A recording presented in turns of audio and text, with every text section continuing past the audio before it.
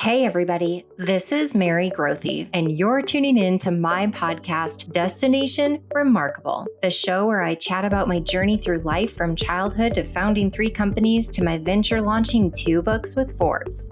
Every week, I'll dive in and unveil the highs, the lows, and even the nitty-gritty details of my journey.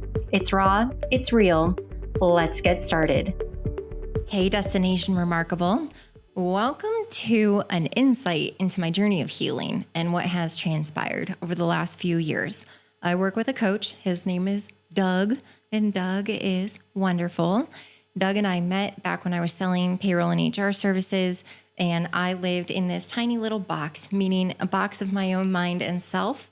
I had a very rigid rule book for my life. My mind was not expanded. I did not have an understanding of all that was open and available to me in this world because I was living in this tiny little playbook I built for myself and my rules of life. And it was very, very narrow and it was dark and shallow, even though this was after I became a Christian and this was after I was married and had a baby and a lot of good was in my life, but I was limiting myself to unbelievable limits. I cannot believe how close-minded I was back then. But Doug, year over year, just chips away at that and helps me become this luminous being that I am today. And I'm so grateful for him.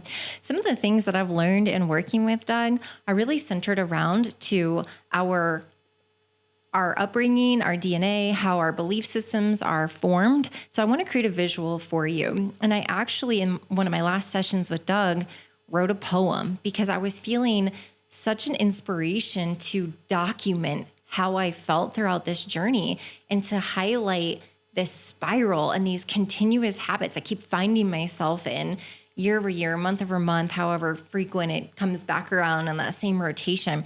And I thought, I need to share this with other people because if I can overcome and break through some of the most limiting beliefs I've had, this has opened up a whole new world for me. I want to share it with you. So bear with me. Some of this you might be like, wow, Mary, that's a little out there. But this is just my belief. And I know that there are a lot of people out there that share in this. So hear me out. Let's just say we all start as this brilliant, beautiful ball of light. Like, here's this ball of light. Here we are, a ball of light. That's our soul. That's our being. That's who we are. And then this little ball of light gets stuffed into a little human body as a baby. And from the moment that we are born, everything that happens from that moment conditions us, our belief systems, our framework for how we filter, understand information, how we are cared for, how we emotionally react. Like all of that starts to be formed. What we believe is formed from that moment. So this beautiful, brilliant ball of light, think of a very godly, luminous light, all-knowing, one with the Creator, pure, sinless, right? You take that and you just cram it down into this tiny little being. And then it is the journey of life is for that ball of light to get back to its whole self. So you take this giant ball of light, you take it down to the smallest, tiniest thing that you cram inside of a baby. And then the soul's life journey is this light trying to break free and come out. And for most people, they will die with a very small ball of light still in them. And they are oppressed. It's woe is me. They experience just hardship after hardship after hardship. And they never break free from the crap that's happening in their lives. And I look back yes, I am a child of abuse. Great. I had an alcoholic mom. Yay. I experienced poverty. Cool. I had to steal clothes and food to survive. Awesome. I've been fully supporting myself since I was 16. Amazing. My whole life path was thrown off and changed because of a wretched car accident. I couldn't be a professional dancer. Gosh, that's tough. Geez, I entered into 4 years of very dark time, of which I really don't know how I survived. Well, that must have been difficult. Okay, then I marry an abusive ex-husband because that was what I knew. That's what I knew growing up. So I found one, got into that relationship. Yep, that was awful. Okay, so that happened.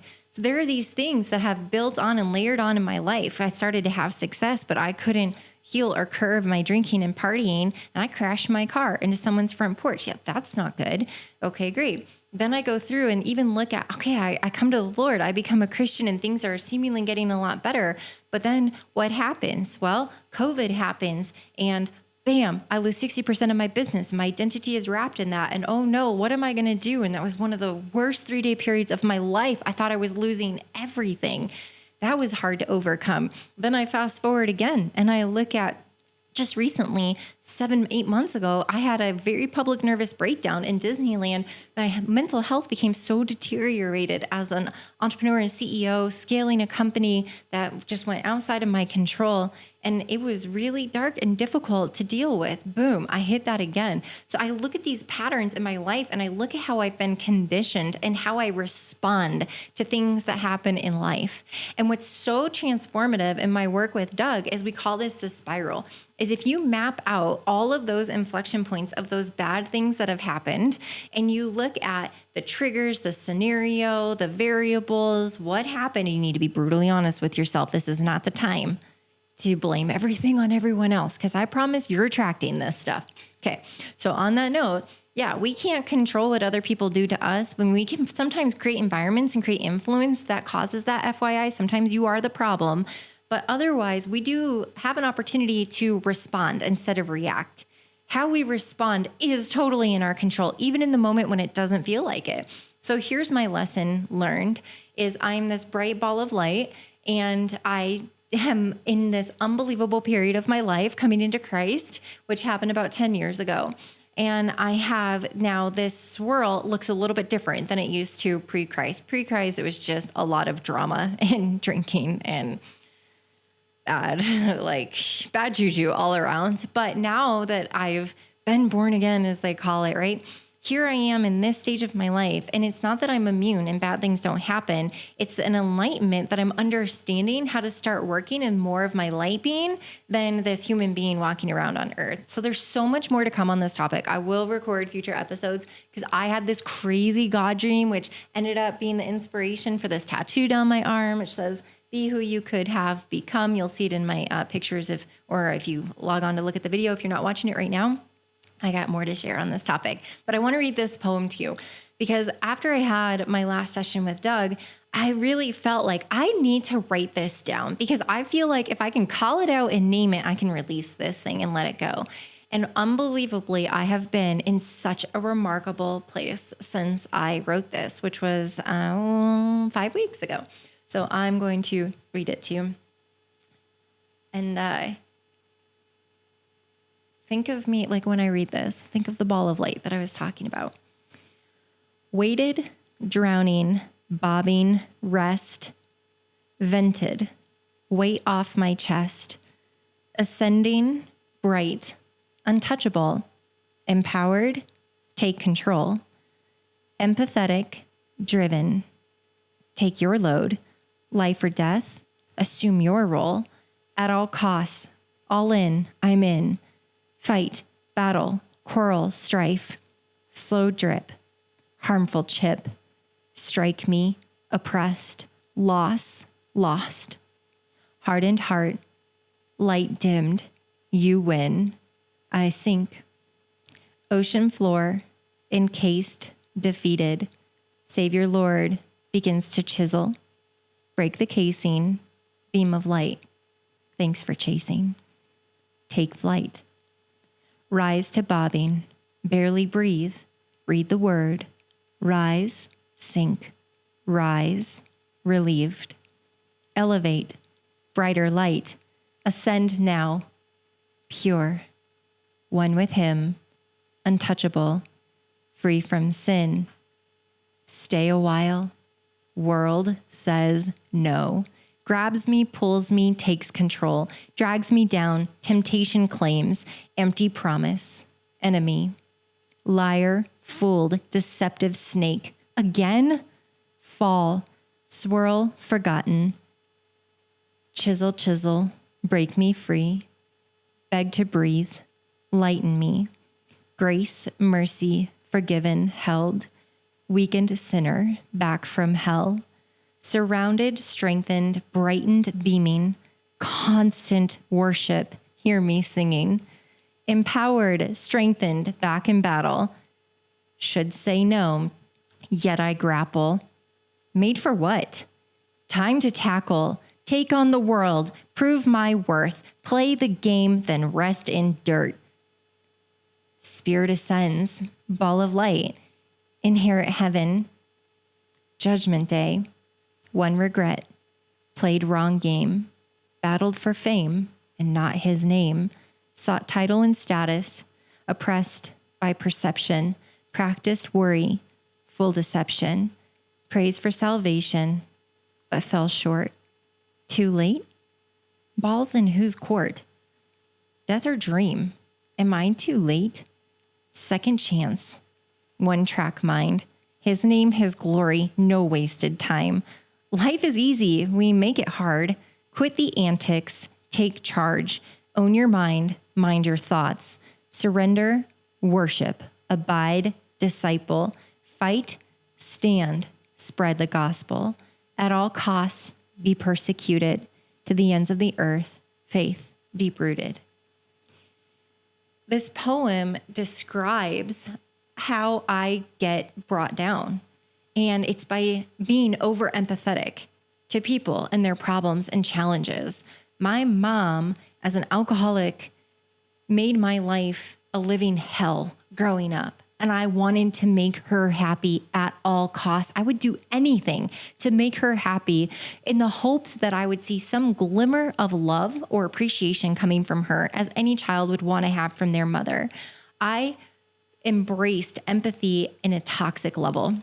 I took on her emotional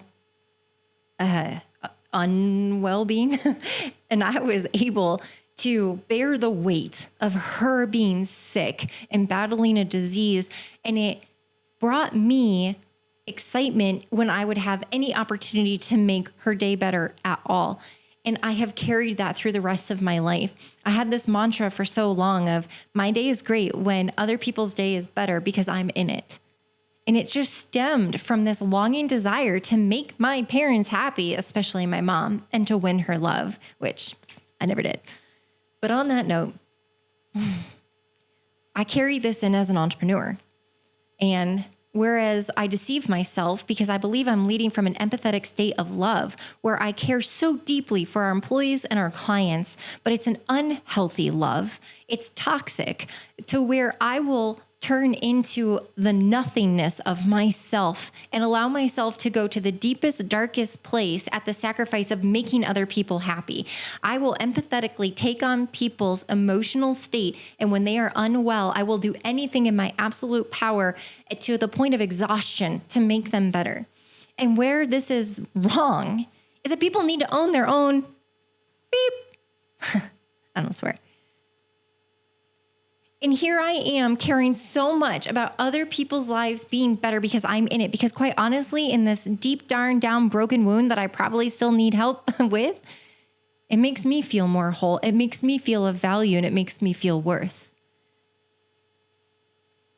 But I have to stop doing that. People are their own human beings. Our clients, our employees, people in my family, like everybody is their own self and they need to own themselves. I am not responsible for those people. Now, I am responsible for the commitments that I make. I am responsible for how I show up in this world, and I can lead from a place of love and light. I can guide, I can mentor, I can be calm and curious, and I can be invested in people, but I don't have to take on the stress and strain and pure exhaustion of trying to take on their emotional stress, which is what is being read in this poem. I encourage you with that background to rewind and listen to it again. I hope that this is healing for you, and it allows you to start documenting and understanding your own swirl and those repeated patterns. Where are you being held down? If you are this perfect, beautiful ball of light in your purest form, what is causing that encasement around you that creates that weight that pulls you down below the water's surface to where you're drowning and sitting on the ocean's floor until something, someone, or God himself comes and chisels that and breaks you free? Think about it. Write it out. I hope this is healing for you. Thanks for listening to today's episode. If you're interested in connecting with me, you can find me, Mary Grothe, spelled Grothe, on LinkedIn, Twitter, TikTok, or Instagram.